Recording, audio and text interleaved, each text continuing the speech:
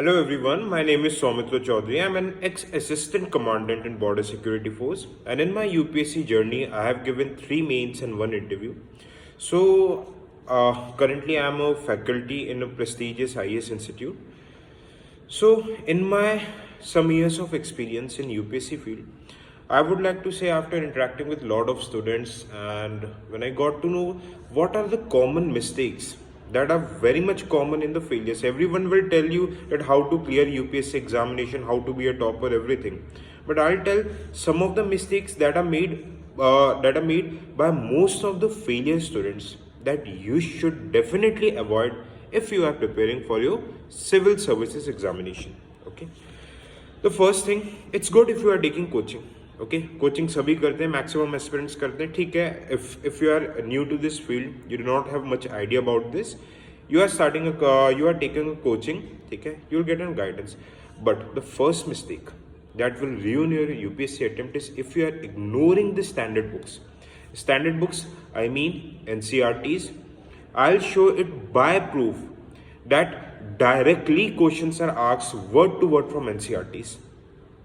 Directly questions are asked from standard books. Okay, if you are not reading Lakshmikant, okay, this is a standard book, 11th 12th NCERT for geography, and I have already made a separate list of standard books in the playlist. You can definitely watch that.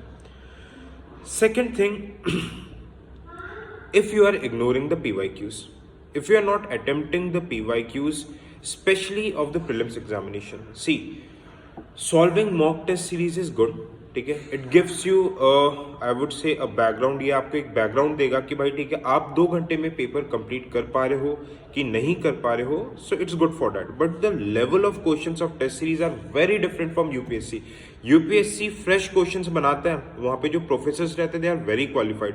And test series के questions कौन बनाते हैं? जो हमारे आपके जैसे aspirants रहते हैं. 23-24 साल 1-2 अटेम्प्ट हो गए, यूपीएससी के क्वेश्चंस कोई कॉपी पेस्ट करके चैट जीपीटी से, जनरेटिव एआई से रिफ्रेश करके बना दिया. तो आप बस ये देख लो कि 2 घंटे में पेपर हो रहा है कि नहीं. बट यू हैव टू, आपको पीवाईक्यूज को प्रॉपर वे में एनालाइज करना पड़ेगा. You have to find out what are the hot areas जहां से क्वेश्चंस डायरेक्टली पूछे जा रहे हैं.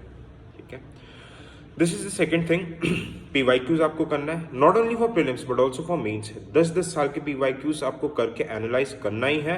आपको कॉन्फिडेंस आ जाएगा. ट्रस्ट मी, अगर 10 साल के पीवाईक्यूज आपसे बनने तो 11th ईयर जब आप एग्जाम में बैठोगे आप कर लोगे. ठीक है.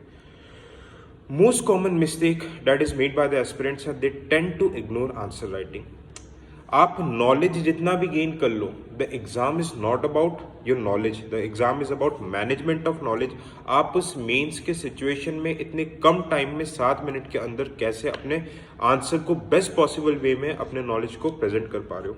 ठीक है, और वो कैसे डेवलप होता है? If you practise practise practise practise. Mains में अगर आप देखोगे वही 150-200 टॉपिक्स घुमा फिरा के आते हैं डायरेक्टली इनडायरेक्टली. उन सारी थीम्स के ऊपर if you have done answer writing, आपका इंट्रोडक्शन, बॉडी, कंक्लूजन पहले से प्रिपेयर्ड है, mains would be a cakewalk for you. ठीक है. हाँ, ये बस बोलने में काफी इजी लग रहा है, ठीक है, बट एक्चुअली प्रैक्टिकल इंप्लीमेंटेशन में it is very very difficult. ठीक है, स्पेशली डेली हर हफ्ते ऐसे लिखना. ठीक है, कंसिस्टेंसी. लोग क्या होते हैं, रील्स देख के दे गेट मोटिवेटेड, भाई IAS entry, IPS entry, but पूरे टाइम कंसिस्टेंसी, डिसिप्लिन मेंटेन करना is very difficult. Pathway is very simple but following it is equally difficult. ठीक है. Choosing the wrong option. आपने ऑप्शनल ऐसे choose कर लिया, optional बस आप इसलिए देख रहे हो कि कोचिंग अवेलेबल है, सब लोग यही ले रहे हैं. अगर आपने ऐसा ऑप्शन चूज कर लिया जिसमें आपकी पकड़ ही नहीं है, जिसको आप समझ ही नहीं पा रहे, ट्रस्ट मी आपका मेंस कभी क्लियर नहीं होगा. ठीक है. आपको ऐसा ऑप्शन लेना है, ऐसी सब्जेक्ट चूज करना है in the subject which you can fall in love with. ठीक है, आप जिसको 8-8 घंटे पढ़ सकते हो, आप उसको डीप वे में एक्सप्लोर कर सकते हो. It's just like your girlfriend. आप जितना टाइम दोगे वो आपको उतना बेटर आउटपुट देगी. ऑप्शनल सब्जेक्ट भी ऐसा ही है. ट्रेंड एनालाइज करो, आपके ग्रेजुएशन सब्जेक्ट के साथ ओवरलैप देखो, जेएस के साथ ओवरलैप देखो. Okay, and choose the right option. Okay, optional selection is a very crucial stage. Last thing, जो ज्यादातर ये चारों चीजें कर ले रहे बट 5th थिंग अगर नहीं कर पाए तो यार कहीं ना कहीं दिक्कत हो जाएगी. What is that?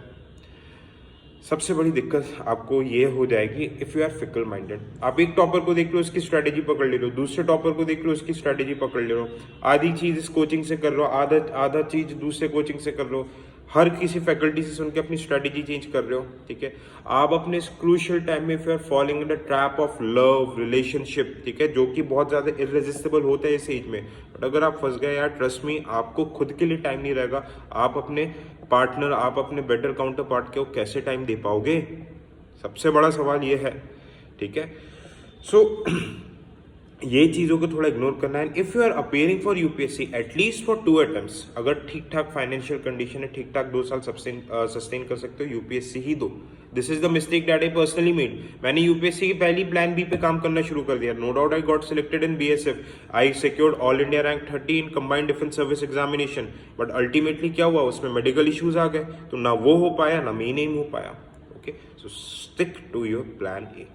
Thank you so much, जय हिंद।